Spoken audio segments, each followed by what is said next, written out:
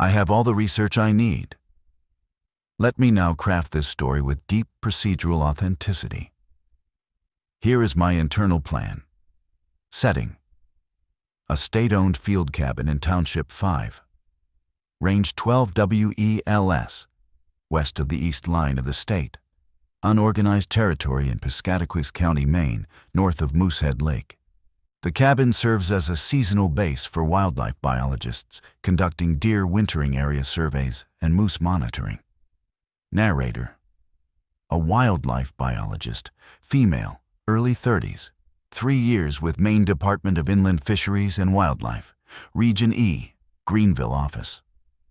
Methodical, data-driven, emotionally restrained. Not a ranger, not law enforcement, a scientist. Phenomenon: not subsurface, not acoustic/thermal. Instead, a behavioral anomaly. Deer in a specific wintering area exhibit a pattern that contradicts every known model of deer yard behavior. They consistently orient toward and gather at a location that offers no shelter, no browse, and no thermal advantage. Every biologist who has spent a winter at this station documenting the anomaly has requested transfer before the season ended. The phenomenon is behavioral and spatial. The deer are drawn to a specific place that, by every measurable criterion, should repel them. Key avoidances from the repetition analysis: no fire lookout tower checkmark, no USFS ranger or Federal Land Agency narrator checkmark, state wildlife biologist, no predecessor's hidden journal check. Predecessor's data exists in official systems but is incomplete in a different way. No retired insider check. The information comes from the data itself and from a living colleague who is evasive rather than revelatory. No. Instruments confirm senses. Check. Instruments and senses contradict each other. No subsurface acoustic/thermal/rhythmic pulse check. No Cold War backstory check.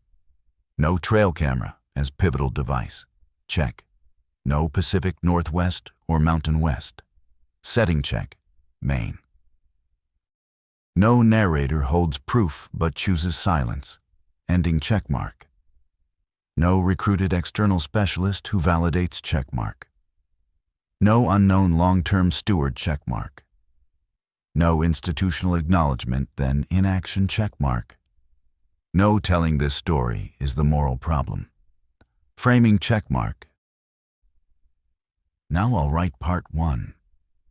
I've been posting to this station for 3 winters now, and the question I want to answer before I begin isn't the one you're expecting. It's not what's wrong with the cabin, and it's not what's wrong with the deer. The question is, why did the department keep sending people to a station where no one stayed? If you're listening to this, I'd appreciate it if you'd consider subscribing to this channel.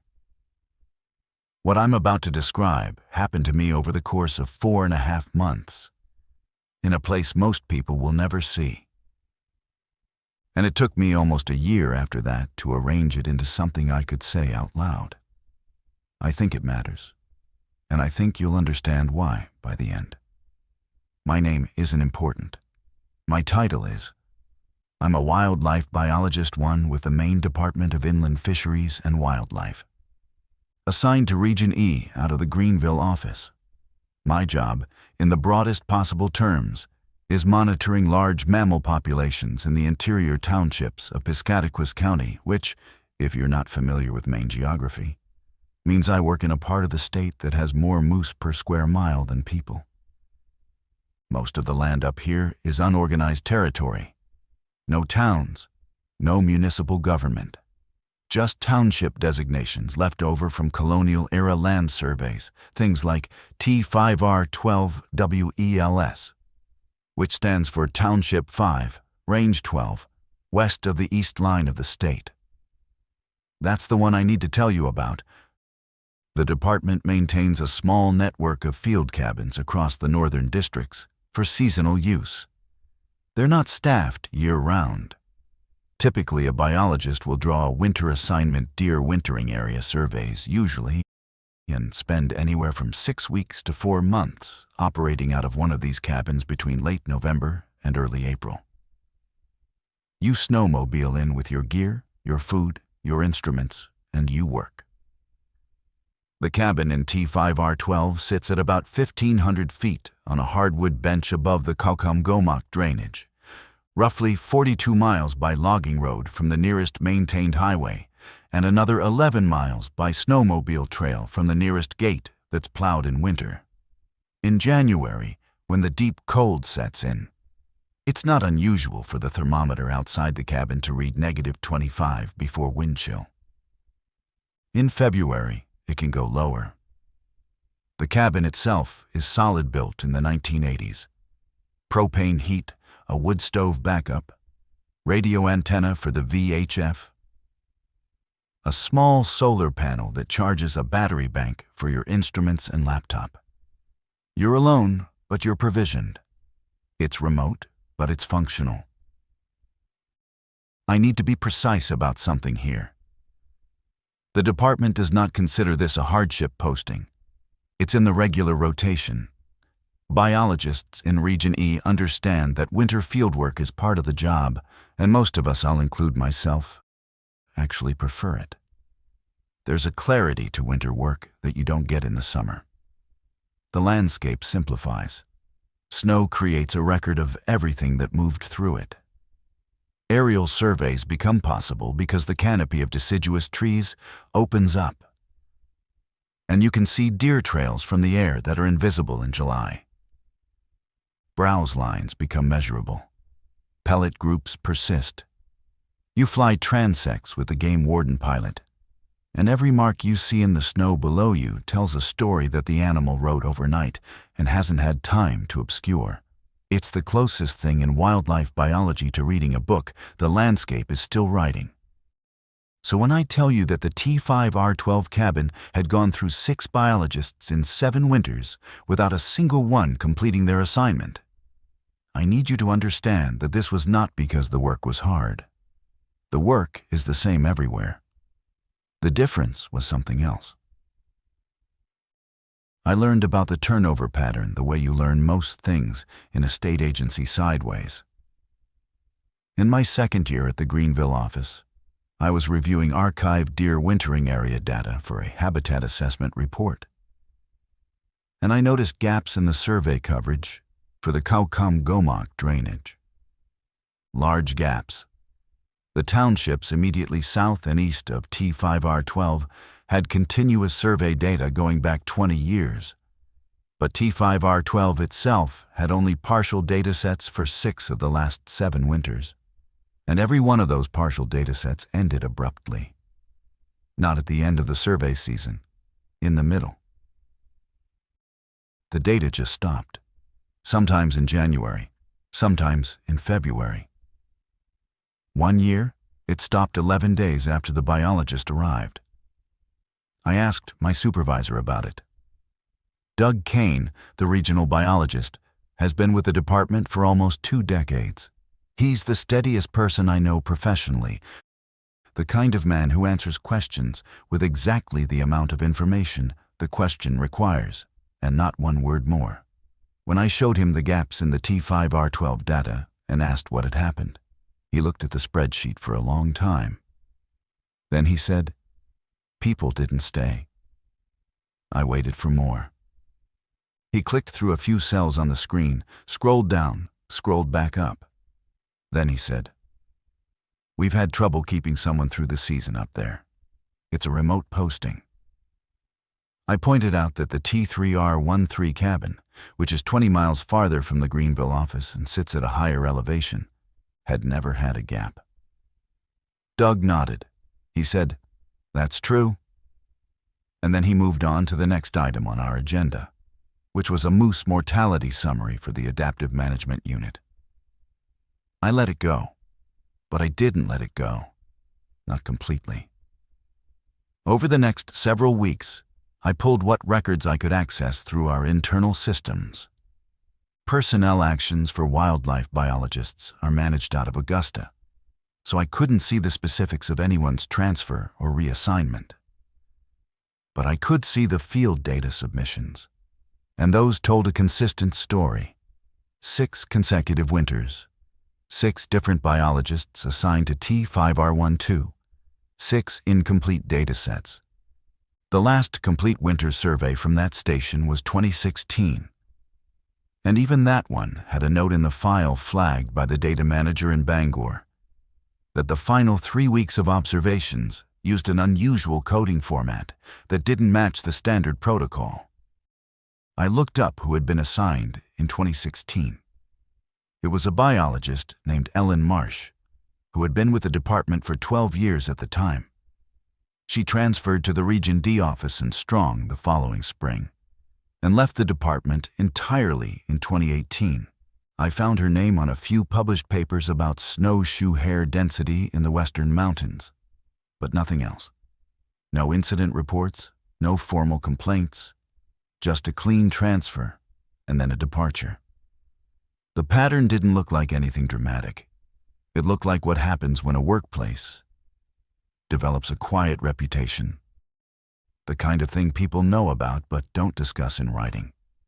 A bad cabin, a cold posting, a place where the generator fails, or the access trail washes out, or the snowmobile breaks down, and the parts take 3 weeks to arrive. Institutional memory is full of places like that. Every agency has them.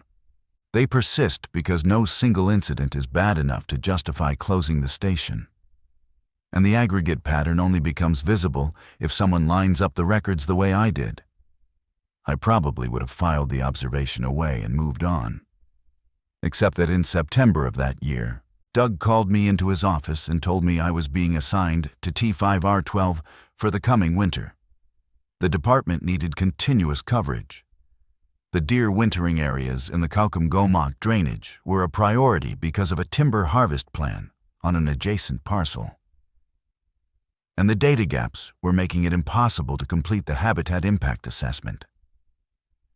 They needed someone who would stay the full season.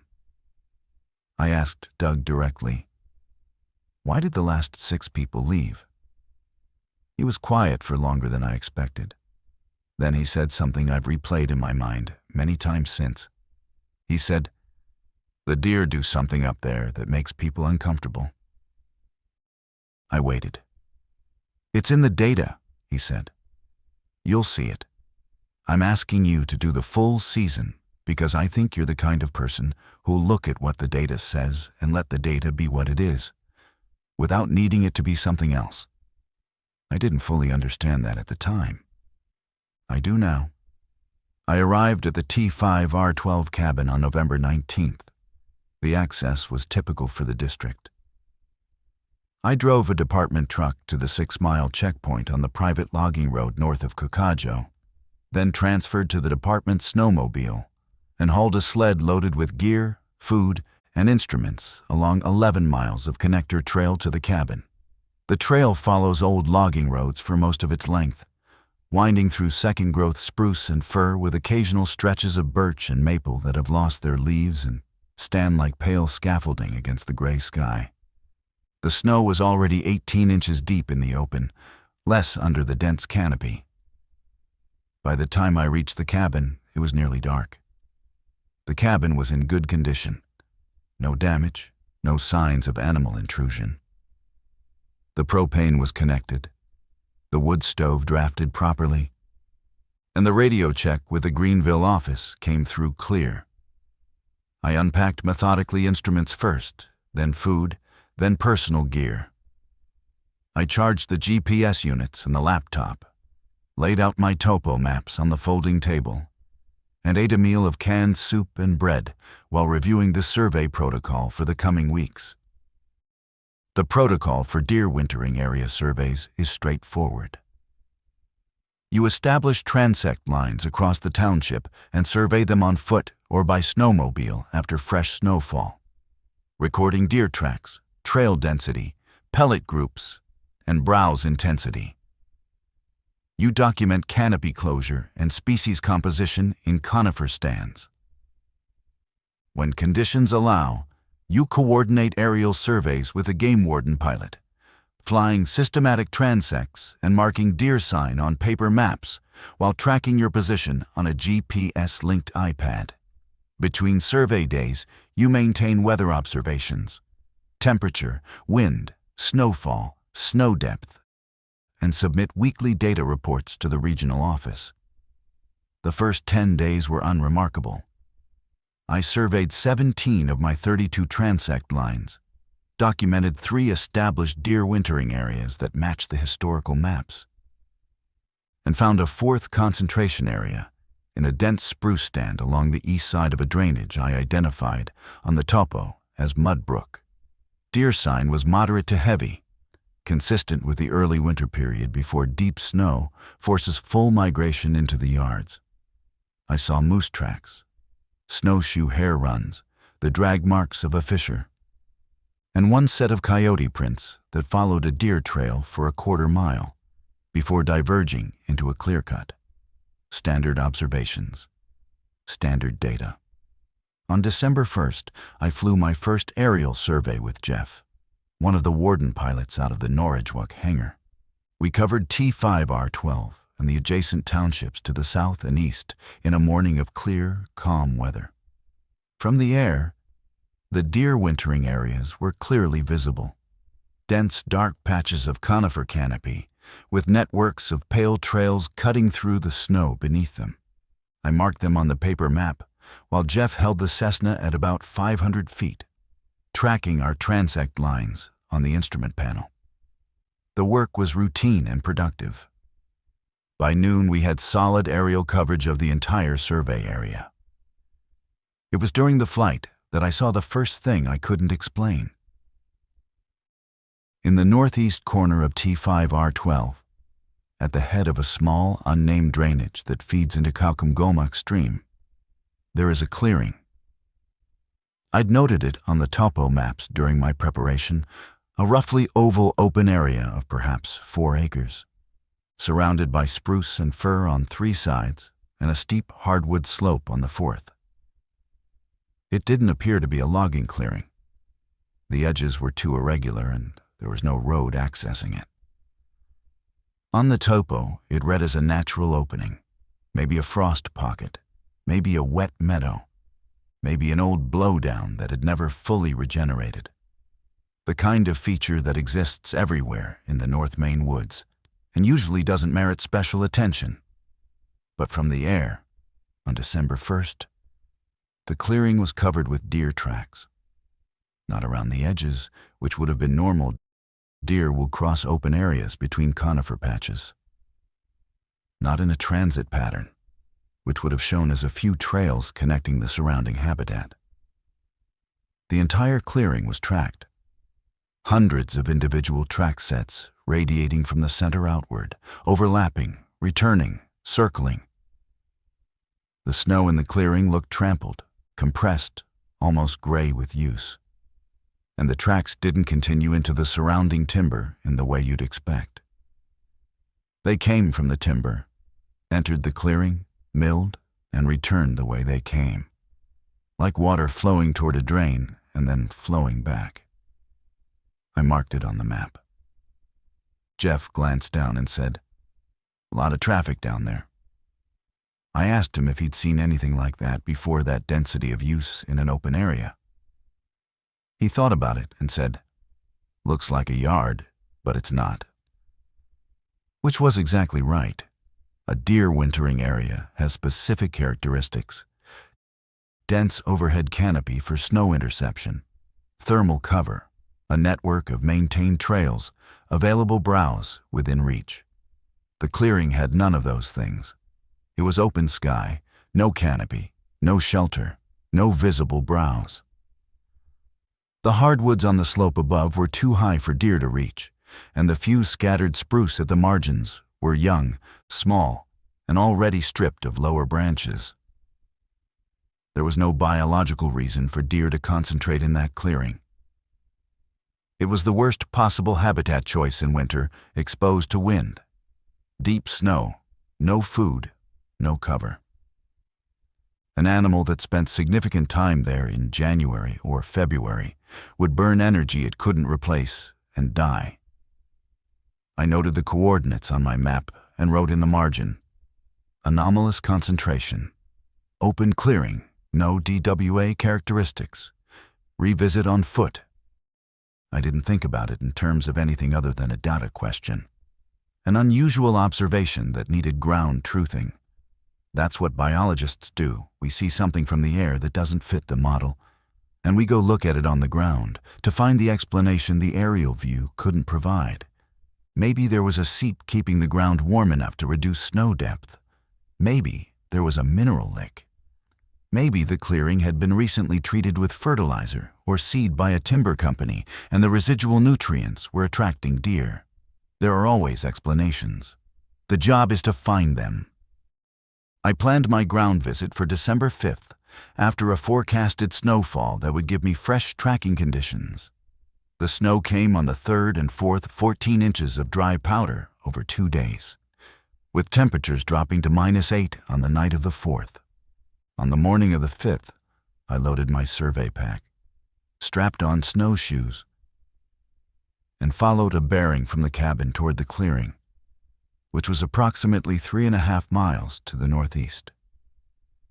The terrain was moderately difficult, a descent into the mud brook drainage, a crossing at a narrow point where I could rock-hop the stream beneath the snow, and then a climb through mixed hardwoods and spruce onto the bench where the clearing sat.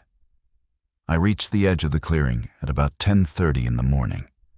The fresh snow was undisturbed in the timber around me. Clean white surface, no tracks for the last half-mile of my approach except my own snowshoe prints and a single set of hair tracks. Then I stepped to the edge of the opening and looked out. The clearing was already tracked. 14 inches of fresh snow fallen within the last 36 hours, and the clearing was covered with deer tracks. Not from the edges, from everywhere.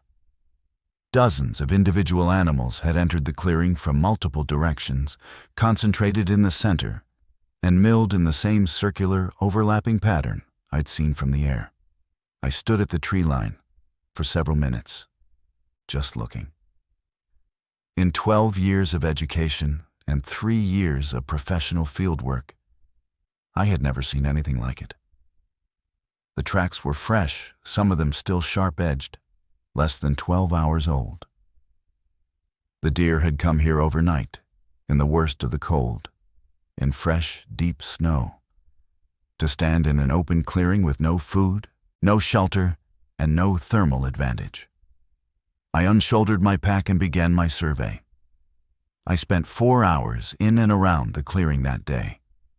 I measured snow depth at 12 points inside the opening and 6 points in the surrounding timber. Snow depth in the clearing averaged 22 inches. Snow depth under the adjacent conifer canopy averaged 11 inches. The clearing was the harder place to be by every measure. I recorded canopy closure, 0 in the clearing, 85 to 90% in the surrounding softwood. I documented browse availability, none within the clearing itself, moderate in the adjacent spruce and fir. I looked for mineral deposits, seeps, unusual soil exposure, scat concentrations, anything that might explain the attraction. I found nothing. The clearing was a depression in the bench slightly lower than the surrounding terrain, which would make it a frost pocket, collecting cold air on still nights. It was, by every metric I could measure, the least hospitable 4 acres in the entire township for a wintering deer. And yet the tracks were there. Hundreds of them, recent, repeated, concentrated in the center in a pattern I'd never seen described in any literature. I collected my data, photographed the track patterns from multiple angles, and began my snowshoe traverse back to the cabin in the early afternoon. The temperature was dropping and the sky had gone flat gray, with the next system moving in from the west. That night, I sat at the folding table in the cabin and entered my data into the laptop. I pulled up the historical files for T5R12 and searched for any reference to the clearing or to anomalous deer concentrations. What I found was what I should have expected, given the data gaps I'd already identified. The clearing appeared in the records exactly once. In the 2016 dataset Ellen Marsh's last season, there was a single line entry, dated January 14th. It read, NE clearing, open, concentrated use. No DWA criteria met, anomalous, see notes. There were no notes attached to the entry. The file that should have contained supplementary observations for that date was empty. Not missing the file existed with the correct date-stamped file name. It simply contained no text. Someone had created the file and saved it blank. Or someone had created the file, written in it, and then deleted the contents before the final data submission. I sat with that for a while. Then I opened a new field in my own database, entered the day's observations, and typed a preliminary assessment. Anomalous open site concentration. No identifiable attractant. Track pattern suggests repeated nocturnal use by multiple individuals. Behavior inconsistent with known DWA selection criteria. Further monitoring required. I saved the file. Then I did something I want to be honest about, because it matters for what comes later. I opened Doug Kane's contact in my email client and started writing a message describing what I'd found. I got 3 sentences in and stopped. I deleted the draft. I told myself I needed more data before reporting, which was true. But I also told myself something else, which was also true. I didn't want to send that email because I didn't want Doug to tell me he already knew. The snow came again on December 7th. 8 more inches.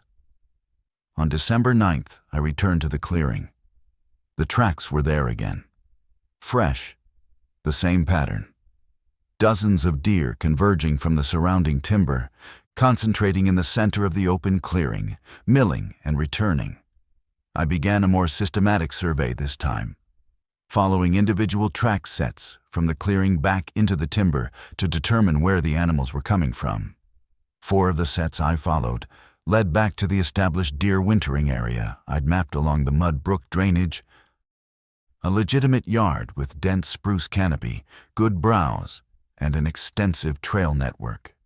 The deer in that yard were leaving shelter, traveling in through deep snow, spending time in the clearing, and then returning to the yard.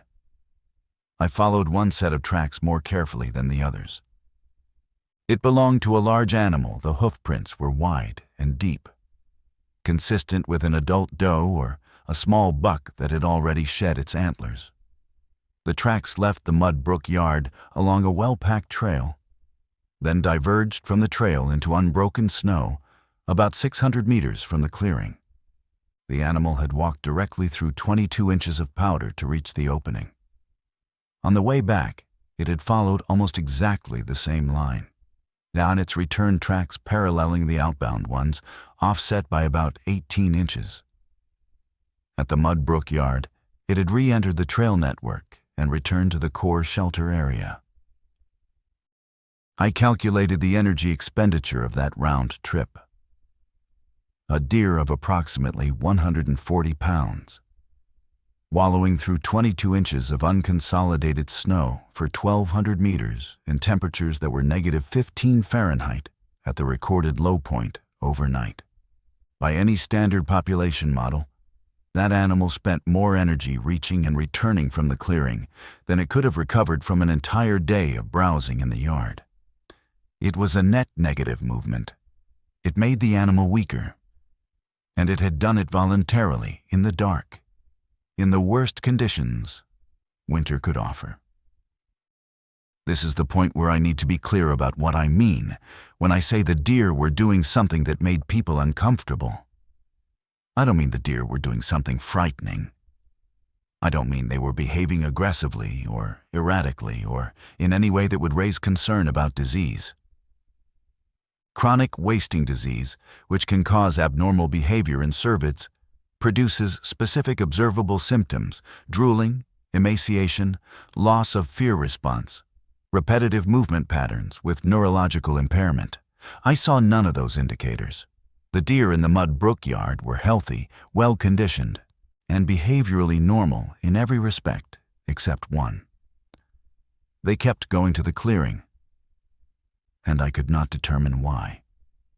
On December 14th, I installed a temperature data logger in the clearing and a second one in the Mud Brook deer yard for comparison. On December 16th, I placed 3 motion-activated game counters, simple infrared beam break devices that record a timestamp when an animal passes through at the 3 most heavily used entry points into the clearing. These are not cameras. They produce no images. They simply count passages and record the time of each one. I retrieved the counter data on December 23rd, a week later. In 7 days, the 3 counters had recorded a combined 412 beam breaks. Adjusting for likely double counts on deer entering and exiting through the same gap, that suggested approximately 200 individual visits to the clearing over 7 nights. The timestamps showed a consistent pattern. Activity began after full dark, peaked between 1 and 3 in the morning, and ceased before dawn. No beam breaks were recorded during daylight hours. Not one. The temperature logger told me what I already suspected. The clearing was colder than the surrounding forest every night. On the coldest night in the recording period, December 20th, when the Greenville office reported a low of -29, the clearing logged -34.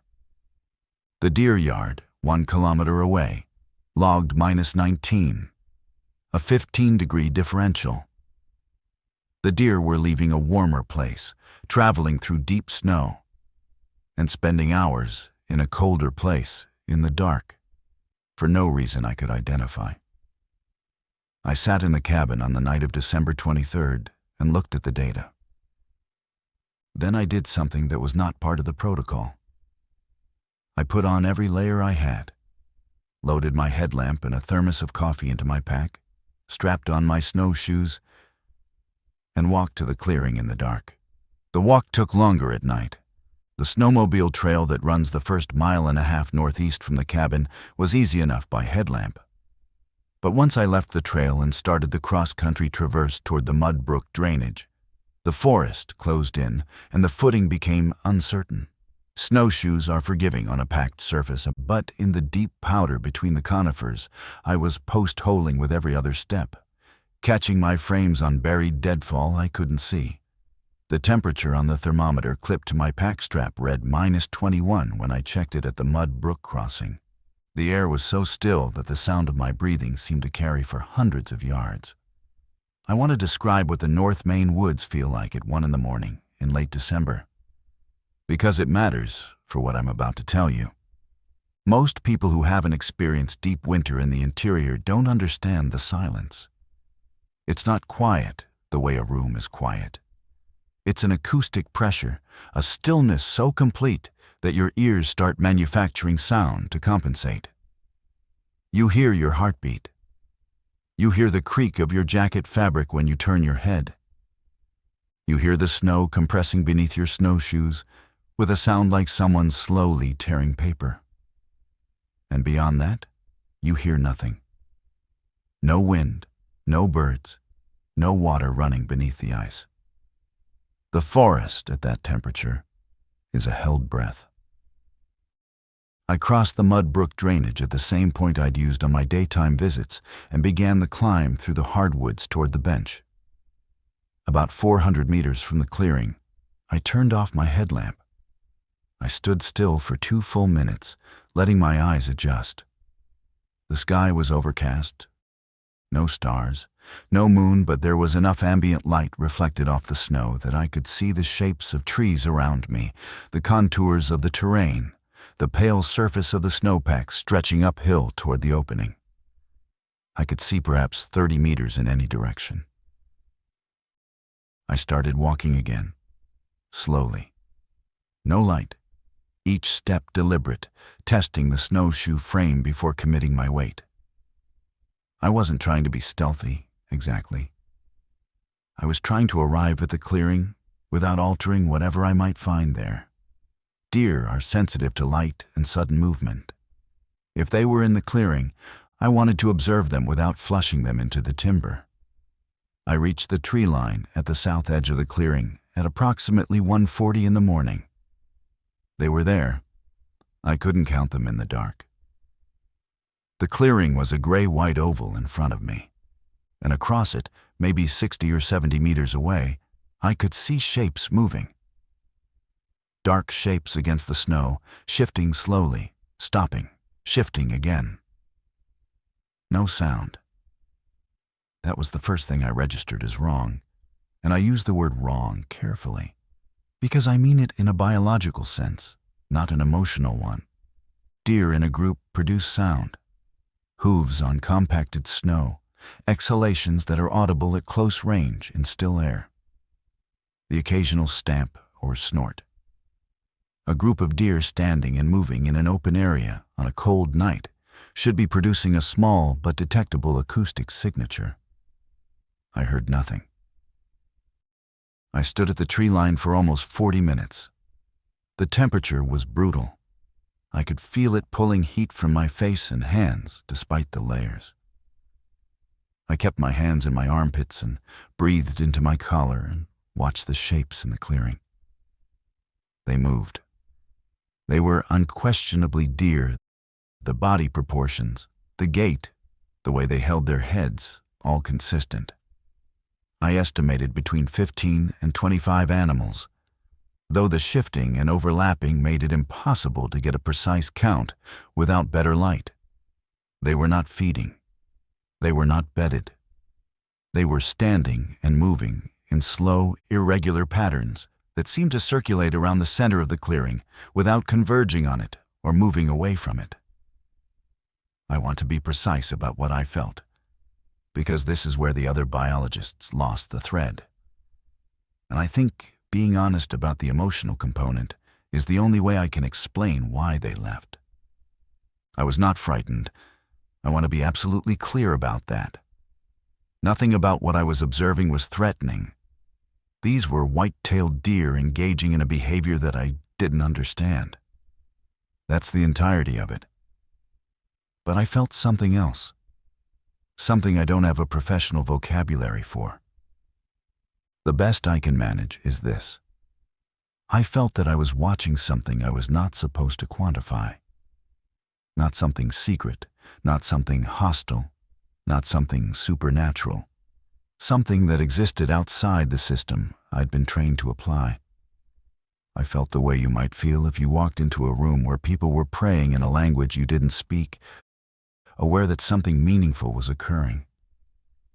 Aware that your instruments for understanding it were not the right instruments, and aware that your presence had not been requested. I stood there until I couldn't feel my feet. Then I walked back to the cabin. It took me 2 hours. I didn't turn my headlamp on until I was back on the snowmobile trail, 1.5 miles from the clearing. I got back to the cabin at 4:15. Started the wood stove because the propane heat alone couldn't recover the cold I'd accumulated, and sat at the table with both hands wrapped around a mug of instant coffee. I did not write anything that night. I didn't enter any data. I sat and drank the coffee and watched the frost on the inside of the window nearest the door until the wood stove brought the cabin temperature above 50 and the frost retreated to the corners of the glass. The next morning, December 24th, I wrote a field note that said, Nocturnal observation of clearing, December 23rd to 24th. Approximately 15 to 25 deer present in clearing at 0140. No vocalization detected. No feeding observed. No bedding observed. Animals circulating in center of clearing in non-directional pattern. Duration of observation, approximately 40 minutes. Observer left clearing at 0220 due to cold exposure. No instruments deployed. That's what I wrote. That's what the record says. What the record doesn't say is that I sat in the cabin for almost 3 hours before I could bring myself to type it. and that the note I ultimately entered contained about 1/10 of what I'd observed, because the rest of what I'd observed was not quantifiable. The silence, the pattern of movement, the sense that what I was seeing had a structure I couldn't map onto anything I'd been trained to recognize. These are not data points, they're interpretations. And a biologist who puts interpretations into a field record is a biologist who has stopped doing science and started doing something else. I knew that. I chose to keep my entries clean. I spent Christmas Day at the cabin, alone, doing equipment maintenance and reviewing data. I did not go to the clearing. On December 26th, I resumed my standard transect surveys in the southern portion of the township and spent 2 productive days documenting winter severity indicators and browse utilization in the legitimate deer wintering areas that were the actual purpose of my assignment. The work was good. The data was normal. I found myself relieved by the normalcy, and I noticed the relief, and that noticing bothered me. On December 29th, I retrieved the beam break counters from the clearing. The count for the 6-day period since my last retrieval showed 368 beam breaks. The nightly peak had shifted slightly later, concentrated now between 2 and 4 in the morning rather than 1 and 3. I logged the data and drove in new stakes for the counters, repositioning one of them to cover a 4th entry point I'd identified from fresh tracks. On December 30th, my supervisor Doug Kane made his scheduled mid-season radio check.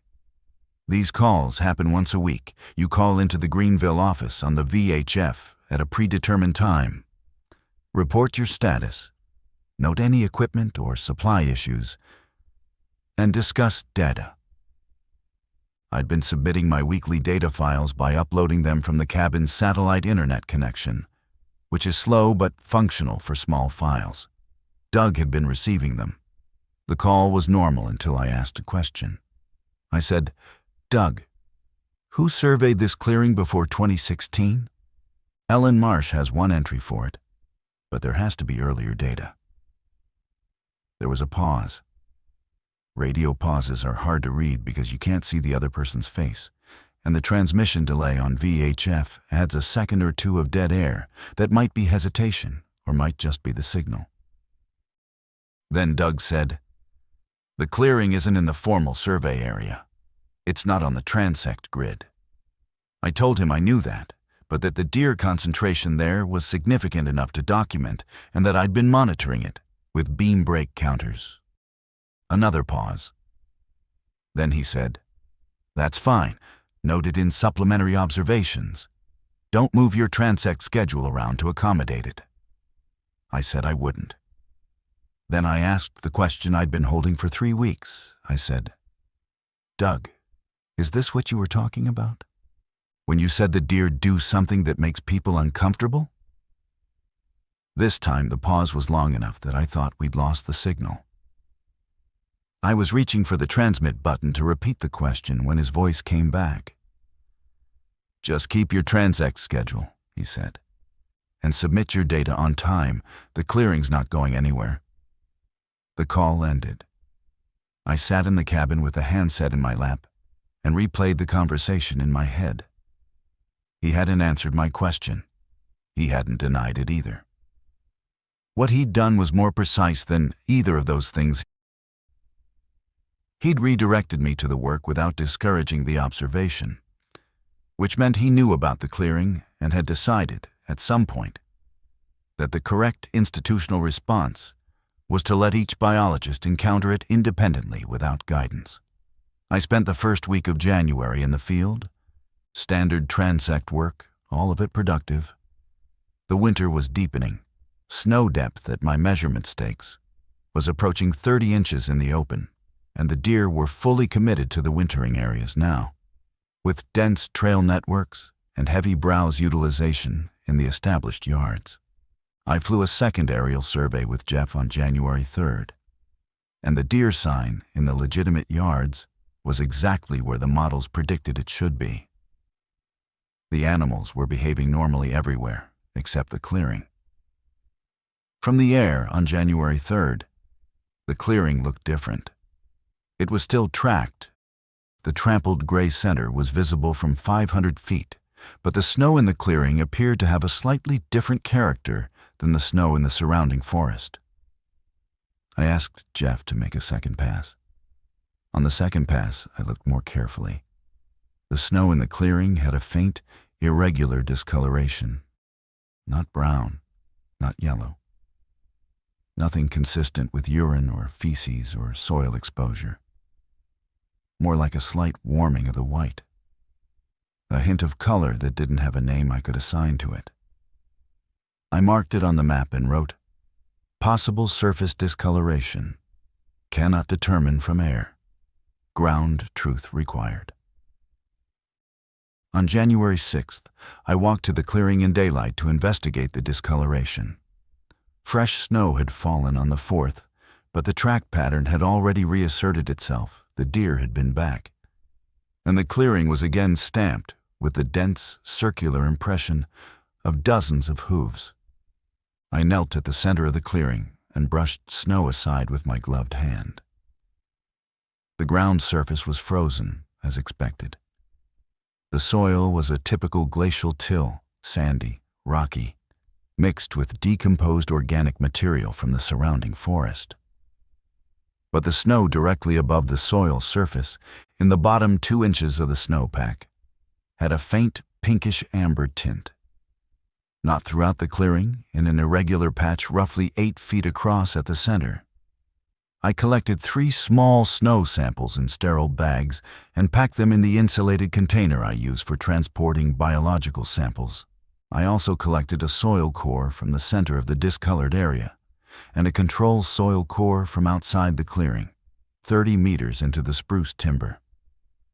I photographed everything. I measured the discolored area. I took a temperature reading of the soil surface at the center of the clearing and at my control point. The readings were the same both at the ambient ground temperature, which was 26 degrees Fahrenheit, about 4 inches below the snow surface. No thermal anomaly. Whatever was causing the discoloration, it wasn't heat. I sent the snow samples and soil cores to the department's Wildlife Health Lab in Bangor with my next data shipment, which went out on the supply snowmobile that came in on January 10th. I included a brief note explaining the collection context and asking for basic analysis pH, mineral content, presence of biological material. While I waited for results, I continued the standard survey work. January was productive. The deep cold held steady. The deer yards were fully occupied, and the aerial and ground data I was collecting would fill most of the gaps in the T5R12 record. I was doing the job the department needed done. The clearing was a supplementary observation, real, documented, puzzling, but supplementary. I told myself that. On January 14th, I made my second night visit to the clearing. I prepared more carefully this time. I wore my full cold weather system vapor barrier liner, 2 insulating layers, hard shell, balaclava, chemical hand warmers inside my gloves. I brought a pair of compact binoculars with good light gathering capability, a mechanical clicker counter for estimating numbers, and a notebook with a pencil, because pens freeze at these temperatures. I did not bring a headlamp. I did not bring a flashlight. I planned to observe in natural darkness and document what I could. I arrived at the clearing's south edge at 12:50 in the morning. The sky was partly clear scattered clouds, with stars visible in the gaps and a quarter moon low on the western horizon. The light was better than my first visit. I could see across the full width of the clearing. There were more deer this time. I counted carefully with the clicker, waiting for animals to move enough that I could distinguish individuals. I reached 31 and stopped counting, because more animals were entering the clearing from the northeast while I counted. My final estimate was between 35 and 40 individual deer. They were doing the same thing, standing, shifting, circulating in slow, irregular paths that wove through the center of the clearing and back toward the margins without leaving. No feeding, no bedding, no vocalizations that I could detect. The silence was the same. But I noticed something new, and it changed the way I understood what I was looking at. The deer were oriented, not aligned. I don't mean they were all facing the same direction. I mean that the slow, weaving circulation of the group had a structure. If I watched any single animal for long enough, its path described a roughly circular arc through the center of the clearing. And the arcs were all rotating in the same direction, counterclockwise, when viewed from my position at the south edge. I sat against a spruce trunk at the tree line and watched for over an hour. I timed individual animal circuits with my watch. The pace was not uniform. Some animals moved faster, some slower, some paused for minutes at a time before resuming, but the directional tendency was consistent, counterclockwise. Every animal I tracked long enough to determine a pattern was moving counterclockwise through the clearing. I wrote 3 words in my notebook: consistent rotational direction. Then I wrote 2 more. Why counterclockwise? I watched for another 20 minutes. The temperature had dropped below what my body could sustain without moving, and I could feel the first warning signs of serious cold exposure. The numbness in my feet had moved past the toes to the arches, and my thighs were beginning to lose sensation through the insulating layers. I needed to leave. I stood up slowly. The deer nearest to me, roughly 30 meters away, at the south end of their circuit, stopped. It turned its head toward me. In the faint moonlight, I could see its ears forward, its body still. It looked at me for what felt like a long time, but was probably 5 seconds. Then it turned back and resumed its slow, counterclockwise movement through the clearing. It had seen me. It didn't care. That detail troubled me more than any of the data. Deer in winter are vigilant. They're burning energy they can't afford to lose, and every calorie spent fleeing a perceived threat is a calorie that might mean the difference between surviving March and not. A healthy deer in winter should react to a standing human at 30 meters. It should flag its tail, snort, and bolt. At minimum, it should maintain rigid attention and signal alarm to the group. This animal looked at me the way you might glance at a piece of furniture you've already cataloged as harmless. Brief, disinterested, complete. I walked back to the cabin and arrived at 3:15. I wrote my field notes, entered the data, and included the rotational observation with a notation that I had not confirmed it instrumentally, and that visual estimates of directional movement in low light are subject to observer bias. That notation was professionally appropriate. It was also, I suspect, the reason I included it. It gave me a way to record what I'd seen while simultaneously providing a mechanism to doubt it later if I needed to. The lab results from my snow and soil samples arrived on January 22nd, forwarded to my email from the Bangor office. The soil cores were unremarkable standard acidic forest soil, consistent with regional geology, no unusual mineral concentrations, no contaminants detected. The control core and the clearing core were essentially identical in every measured parameter.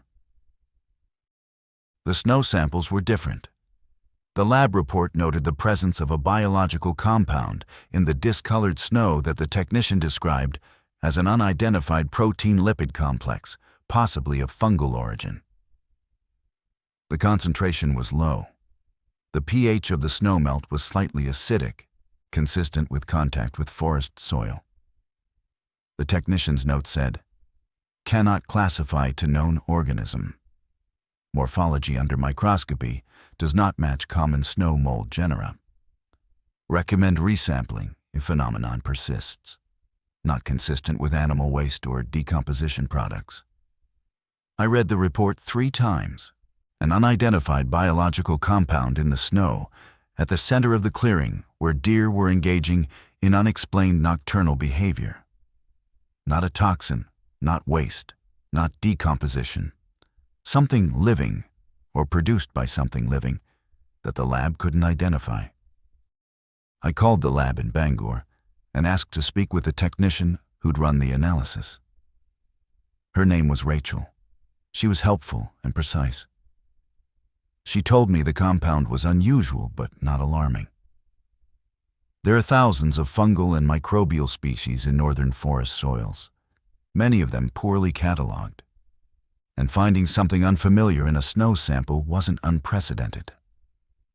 What was unusual, she said, was the protein-lipid structure. Most soil fungi produce simple compounds. This one had a structural complexity that she associated more with animal secretions than fungal products. I asked her if it could be something a deer produced: saliva, urine, a glandular secretion. She said no. She'd tested for all common cervid biological products. The compound didn't match any of them.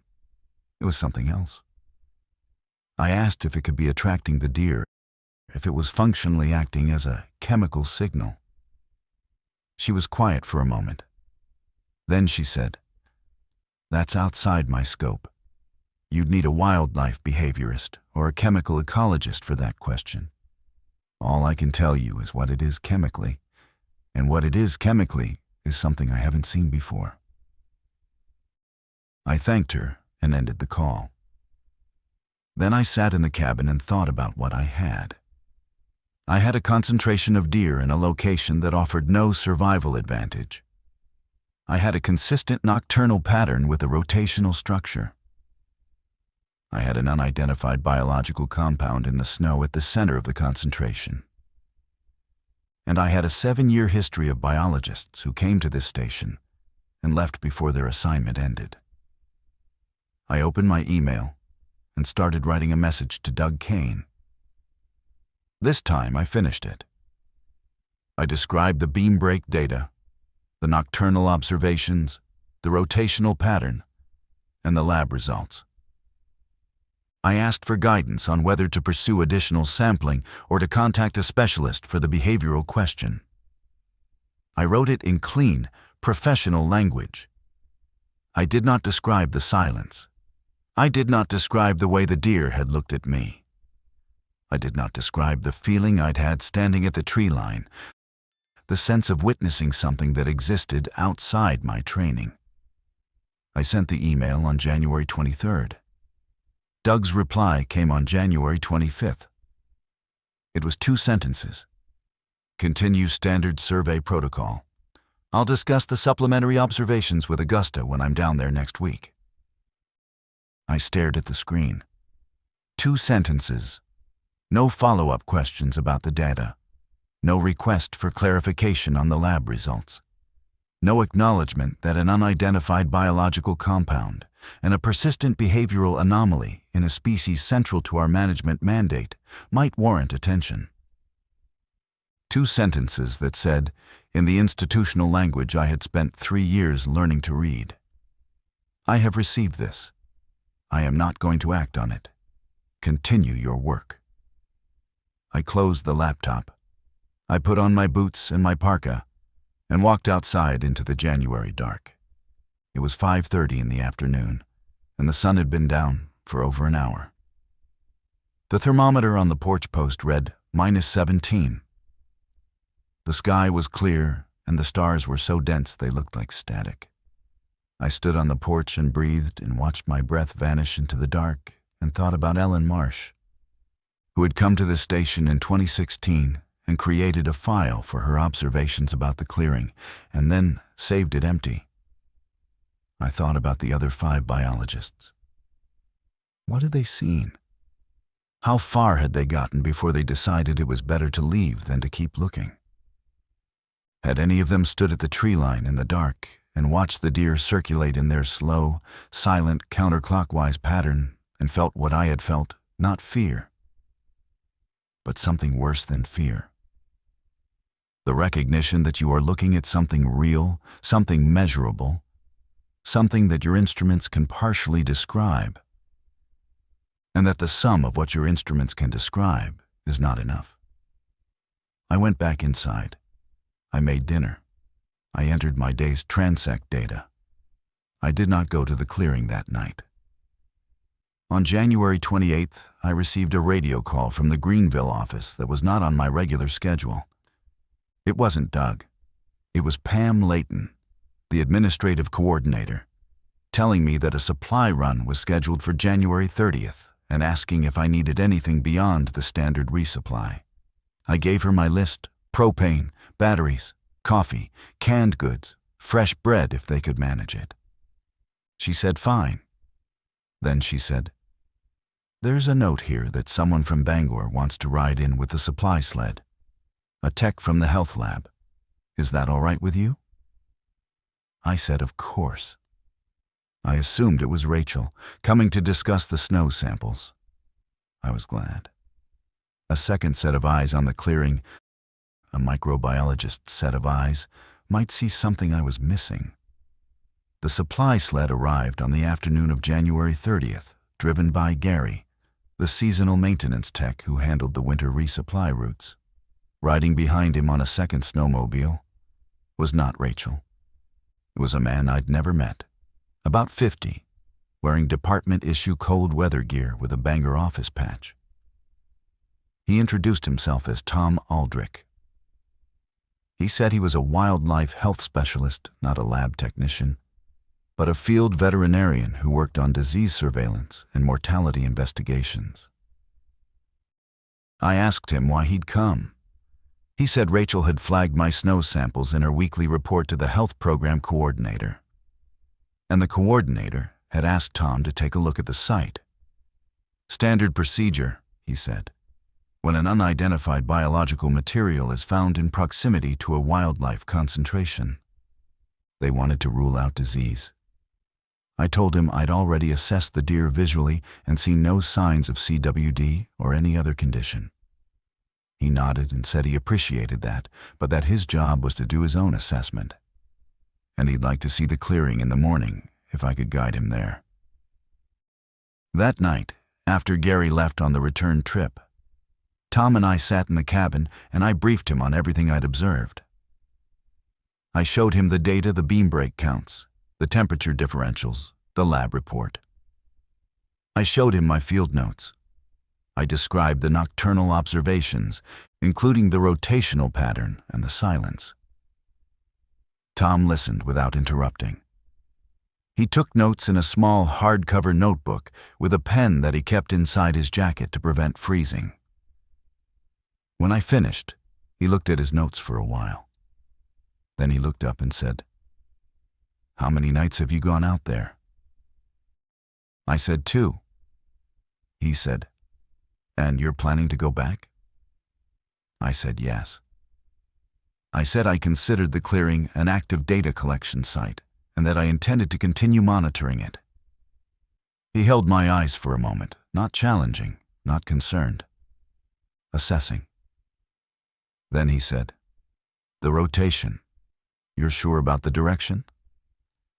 I told him I'd observed it clearly on my second visit and that I'd noted the potential for observer bias in my records. He said, "The 6 biologists before you. Do you know if any of them reported a rotational pattern?" I said I didn't know.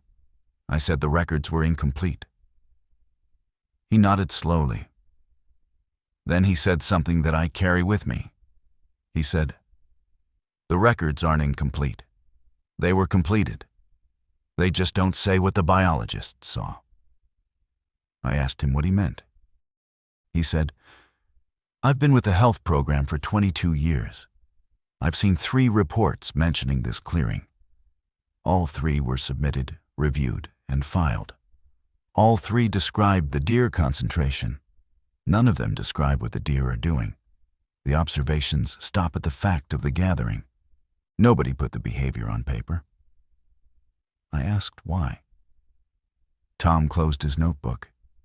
He looked at the wood stove for a long time, long enough that the silence between us started to feel like the silence in the clearing. Then he said, "Because they didn't have a code for it. There's no field in the database for what you're describing. There's no protocol for an animal behavior that doesn't match any known category. And when there's no field and no protocol, the observation doesn't exist in the system, even if the biologists saw it with their own eyes. People don't suppress data because they're dishonest. They suppress data because the system they're entering it into has no place to receive it." He let that settle. Then he said, "You put it in your notes. That's more than anyone else did. I'd like to see why." We went to the clearing the next morning. The morning of January 31st was clear and still. -12 at the cabin when we left, which Tom remarked was milder than he'd expected for late January at this elevation. I told him to wait. February was the month that tested you. We snowshoed in along the route I'd established over the previous weeks. My tracks had packed down enough on the initial stretch that the going was easier now, though the section through the mud brook drainage still required breaking trail where new snow had filled in. Tom moved well on snowshoes. He didn't talk much on the traverse, which I appreciated. Some people fill silence with conversation when they're in unfamiliar terrain, narrating their discomfort. Tom just walked. We reached the clearing at 9:40 in the morning. Full daylight. The sun was low on the southern horizon. At this latitude in late January, it barely clears the trees, but the clearing was open enough to catch the pale light directly. The sky was the deep, rinsed blue that you only get above 2,500 feet after a cold front passes through. The tracks were there. They were always there. Tom stood at the tree line for a full minute before stepping into the clearing. He scanned the perimeter, looked at the snow surface, looked up at the sky, looked at the surrounding canopy.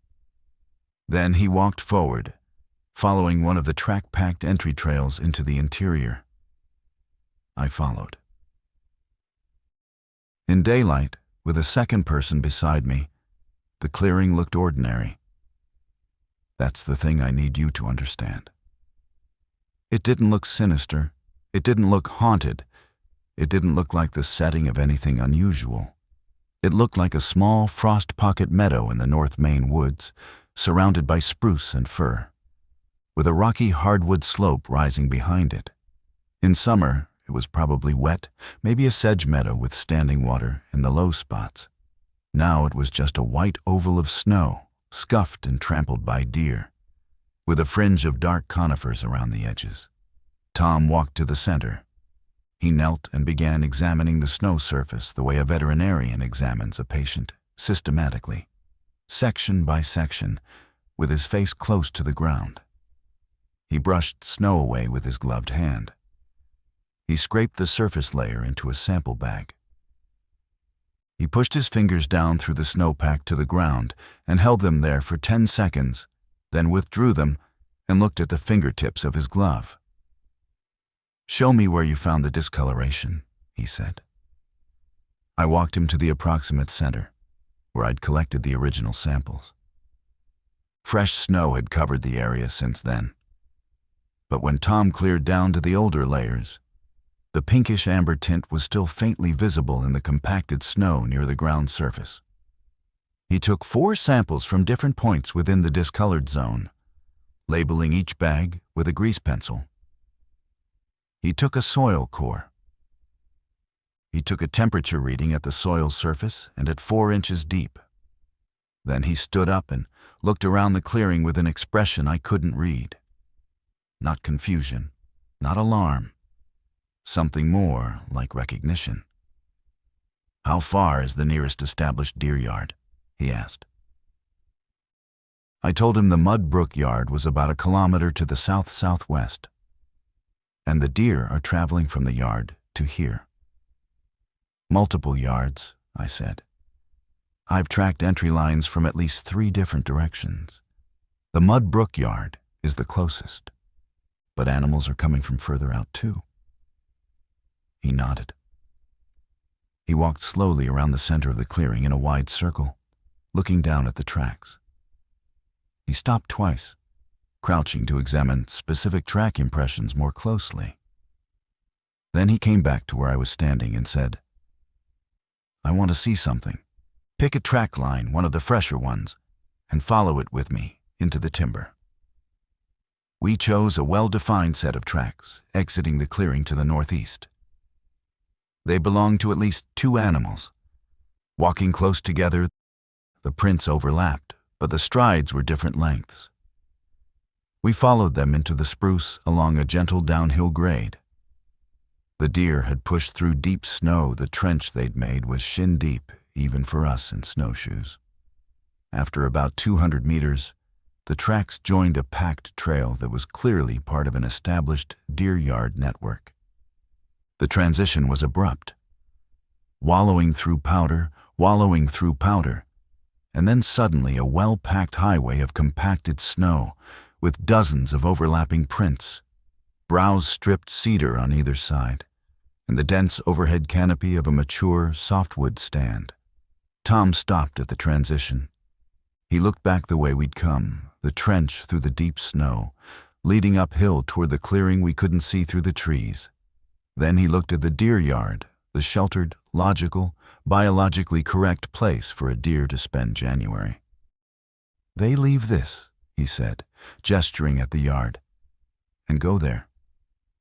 He pointed back toward the clearing. "Through that." He pointed at the trench. "Every night," I said.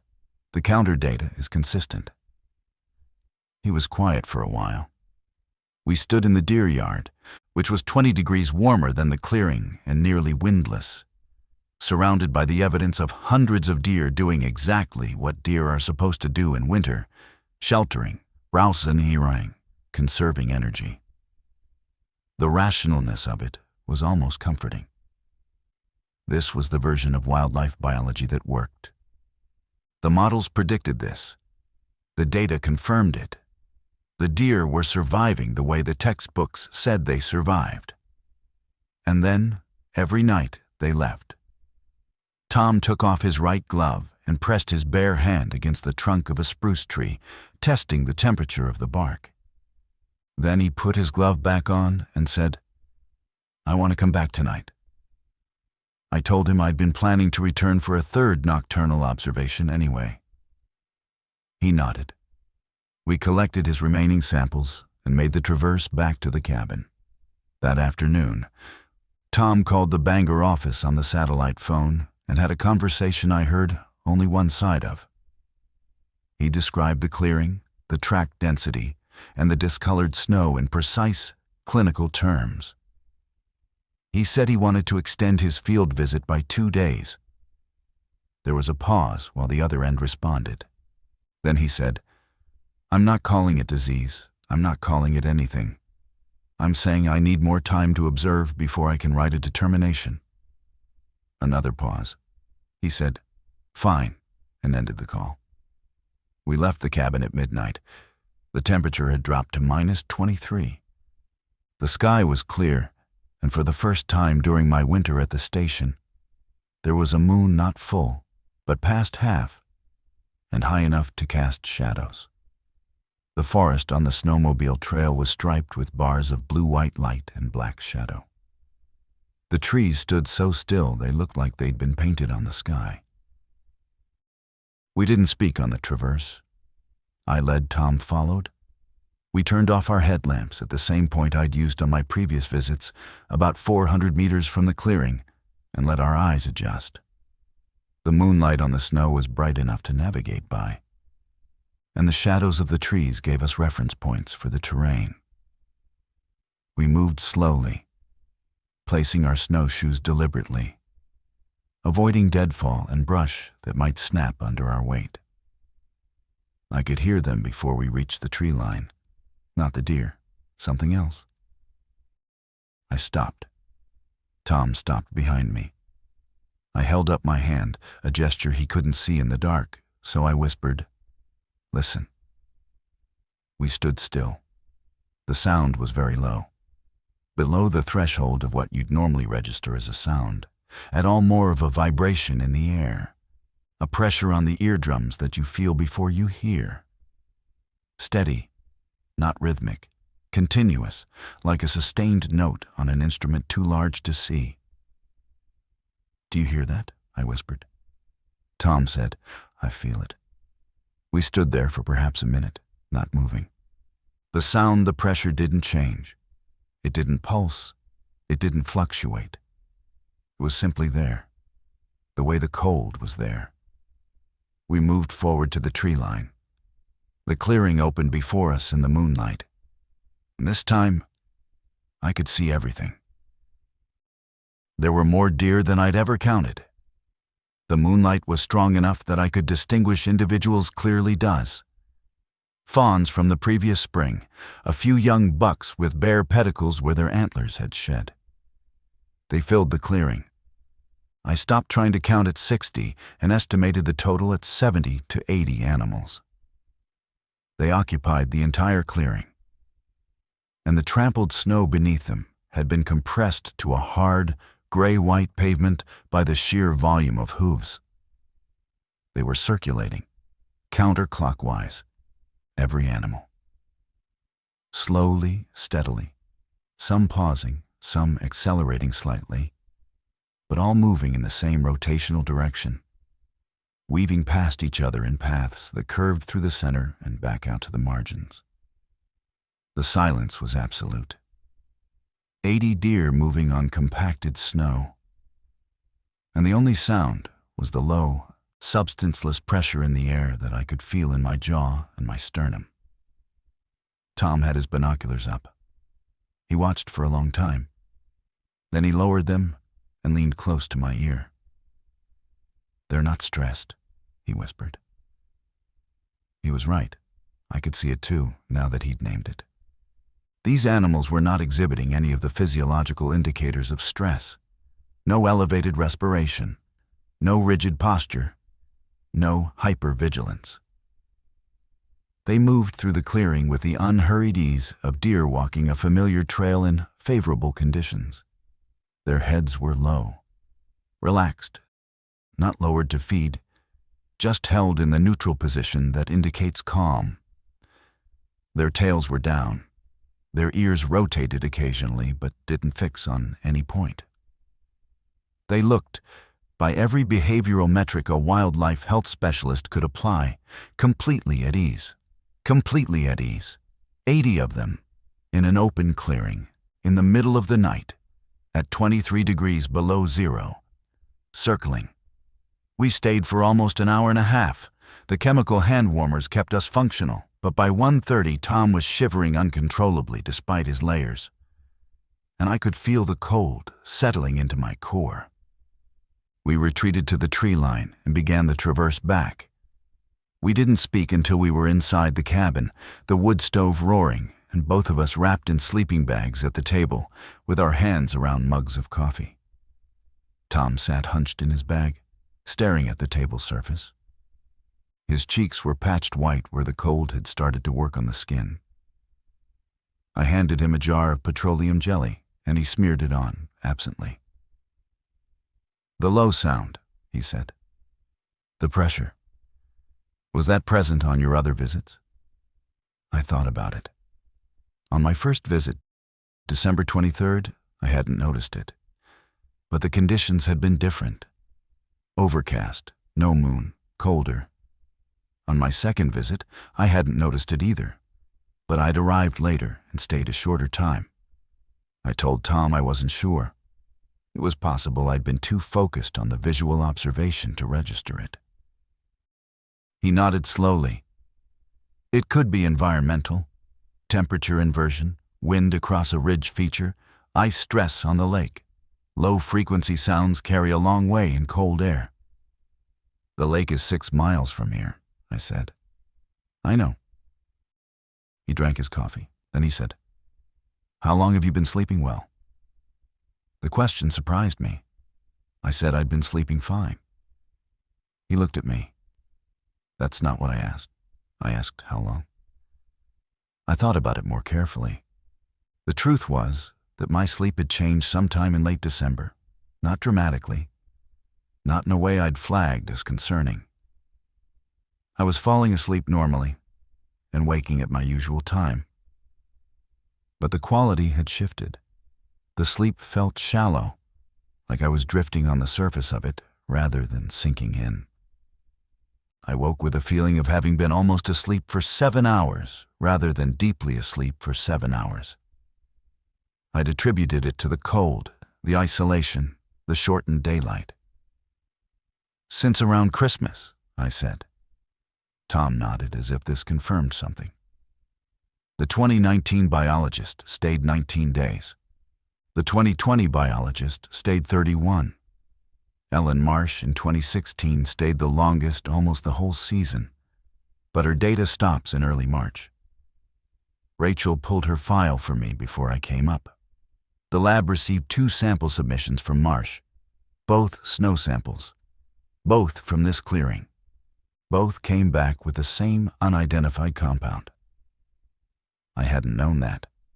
The lab results I'd seen had been presented as novel. Rachel hadn't mentioned prior samples matching the same profile. I said so. Tom said, Rachel is 26. She's been with the lab for 3 years. She ran your samples against the current reference database, which goes back 10 years. Marsh's samples were processed under the old system and archived on paper. Nobody cross-referenced them because nobody had a reason to until I asked. He set down his mug. Here's what I can tell you professionally. The deer are healthy. I observed no signs of disease. The concentration behavior is abnormal, but does not fall under any wildlife health protocol I administer. The unidentified compound in the snow is biologically interesting, but is not a pathogen, not a toxin, and not a managed substance.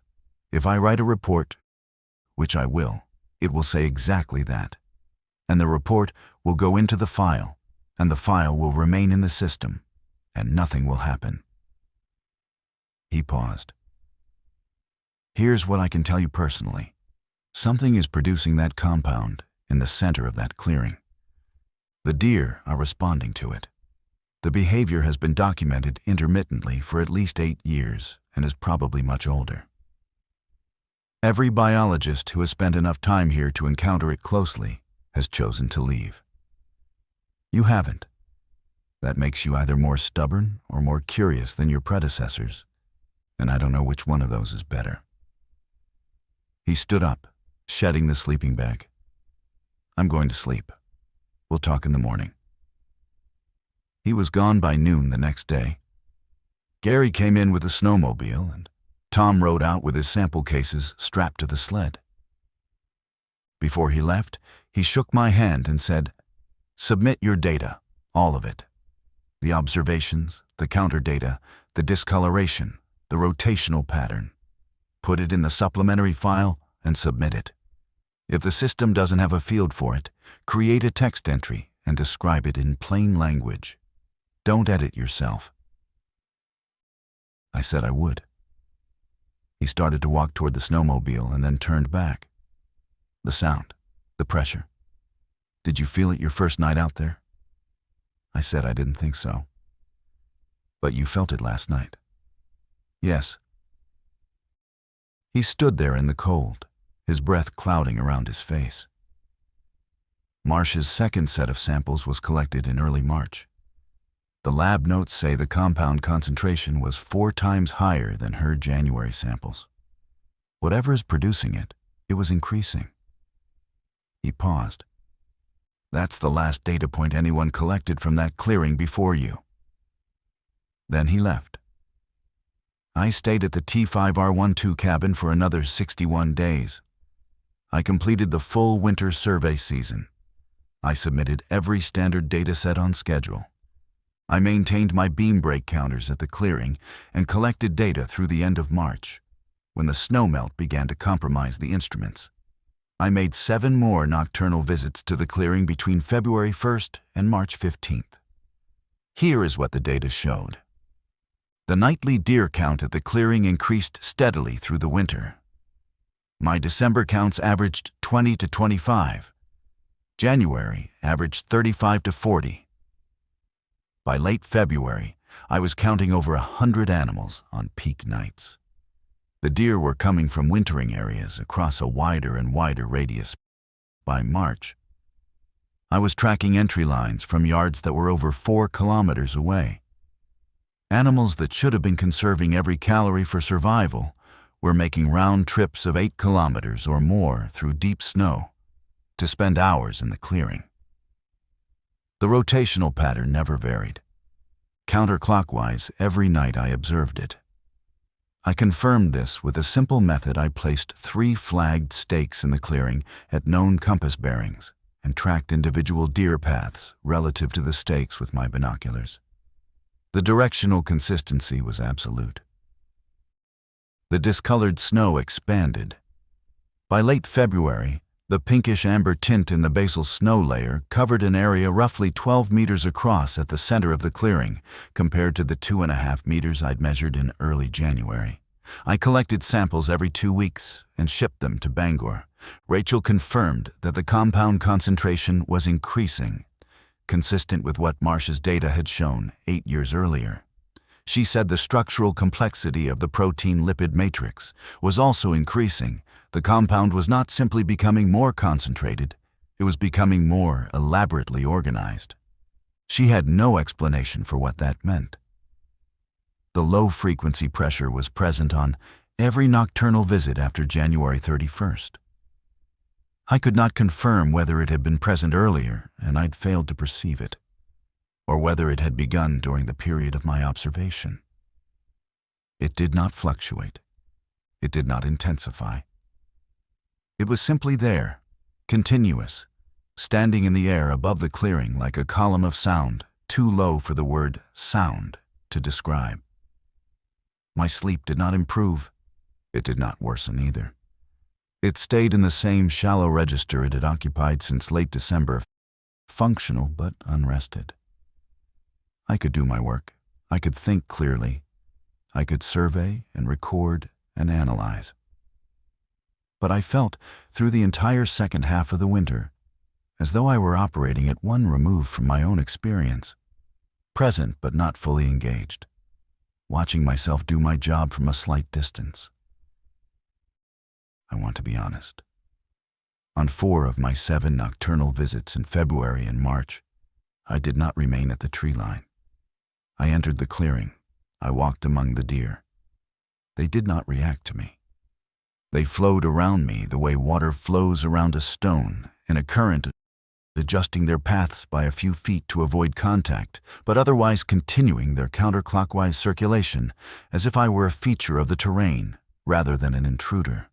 I stood in the center of the clearing, in the middle of over 100 deer, in the dark, in the cold, in the silence, and the low pressure settled around me like a weight I could feel on my shoulders. I am a scientist. I documented everything. I have the data. I submitted the data. Tom Aldrich wrote his report, and it says what he told me it would say: no disease, no pathogen, no actionable health concern. Doug Kane received my complete supplementary file and acknowledged it in a 2-line email. The department has the information. It exists in the system. And the system, as Tom predicted, has done nothing with it. I completed my assignment on April 3rd, when the snowmelt made the access trail impassable for the supply snowmobile. I packed out my personal gear and instruments, closed the cabin, and drove back to Greenville. I wrote my seasonal report. I attended the spring staff meeting. I received no questions about the clearing, the compound, or the deer. My transect data was incorporated into the habitat assessment for the timber harvest plan, which went forward on schedule. In May, the department posted the T5R12 assignment for the following winter. I saw the posting on the internal board and noted that it was listed as a voluntary assignment rather than a rotation, which was new. It remained unvolunteered through June. In July, I walked into Doug Kane's office and told him I'd take it again. He looked at me for a long time. Then he said, "You sure?" I said I was. He said, "You're the first person who's ever asked to go back." I said I knew that. He started to say something else, and then stopped. He opened a desk drawer and took out a manila folder not thick, maybe 15 pages. He set it on the desk between us. "This is everything we have. Going back to 2003, when the clearing was first noted in an aerial survey. It's not much. Most of it's what you already submitted." I took the folder. I opened it. The earliest document was a single paragraph from an aerial survey report, dated October 2003, noting an unusual concentration of deer in an open clearing in T5R12 during a fall flight. The observer was a biologist named Paul Theriot, who had retired before I joined the department. His note said, "Large group observed in open clearing. No apparent forage or cover value. Unusual for this habitat type. Recommend ground verification." There was no record of ground verification ever being conducted. The next document in the folder was Ellen Marsh's 2016 field entry, the single line I'd already seen. After that, 3 incomplete reports from the biologists who'd followed Marsh, each one shorter than the last, each one stopping mid-season. Then my own submissions from the previous winter, which made up the bulk of the file. At the very back of the folder, paper-clipped separately, was a single sheet I'd never seen. It was a handwritten note on unlined paper, not department letterhead, dated March 8, 2016. The handwriting was careful and small. It said, "The sound began on January 22nd and has not stopped. The deer are present every night now, all night, including animals I banded in WMA4 over 6 miles east. The discolored area has tripled since my first measurement. I will not complete the season. I am not leaving because I am afraid. I am leaving because I do not think this clearing wants to be measured. And I'm no longer certain that measuring it is the right thing to do. The deer know something I don't. I have spent 18 years assuming that what animals know and what we measure are the same thing. They are not. I'm going to stop." It was signed E.M. Ellen Marsh. Doug watched me read it. When I looked up, he said, "She mailed that to the office 3 weeks after she transferred. It wasn't addressed to anyone. It went in the file." I asked him why he'd never shown it to me before my assignment. He said, "Because you needed to see the clearing for yourself. If I'd shown you that note first, you would have gone in looking for what she found instead of looking for what was there." I didn't argue with that. He was right. And I understood, finally, why he'd chosen me for the assignment. Not because I was more stubborn or more curious than the others. Because I was the kind of person who would sit with data that didn't resolve and let it remain unresolved. Because I wouldn't leave. And I also wouldn't insist on an answer the data couldn't provide. I went back that second winter. I'm not going to describe everything I observed, because this account is already longer than I intended, and because the second winter's data largely confirmed the first winter's patterns, with one exception. The discolored area in the center of the clearing, which had measured 12 meters across at the end of my first season, measured 19 meters across when I took my first reading in December. The compound was still present. The concentration was higher. The structural complexity, Rachel told me, had increased again. Something in that clearing is growing. Slowly, measurably, year over year. It is producing a substance that draws deer from an expanding radius. And the deer respond to it by engaging in a behavior that no model in cervid biology can account for. The behavior costs them energy they can't afford. It should reduce their survival. And yet the deer in the T5R12 wintering areas have a higher overwinter survival rate than any comparable population in the region. I checked. I pulled 10 years of spring census data. The deer that spend their winters making nightly pilgrimages to an open clearing in the worst cold the North Maine woods can produce are surviving at rates that exceed every adjacent wildlife management district by a statistically significant margin. They should be dying. They are thriving. And I cannot explain why those two facts occupy the same data set. I'm going back for a third winter. The posting is voluntary. No one else has applied. The department has the data. The system holds everything I've collected. The clearing is documented, sampled, counted, measured, and filed. And the file sits in Greenville and Bangor and Augusta. And it describes something real that is happening on public land in the unorganized territory of Piscataquis County. And no one who reads it will act on it, because there is no action that the data justifies. The deer are healthy. The compound is not a pathogen. The behavior harms no one. The clearing is not a hazard. By every institutional standard, there is no problem. There is only the clearing and the deer, and the sound I can feel in my chest on cold nights when I stand among them and let them flow around me in their slow, silent, counterclockwise current. And the question I carry, the one I came back for, the one I'll bring with me again this November, is the one that Ellen Marsh wrote on a piece of unlined paper in March of 2016 and mailed to an office that had no one to receive it. What do the deer know? I've spent 2 winters in that clearing with every instrument available to me, and I'm no closer to an answer. But the deer come back every night, and so I come back every winter. And the only difference between us is that they seem to know exactly why they're there.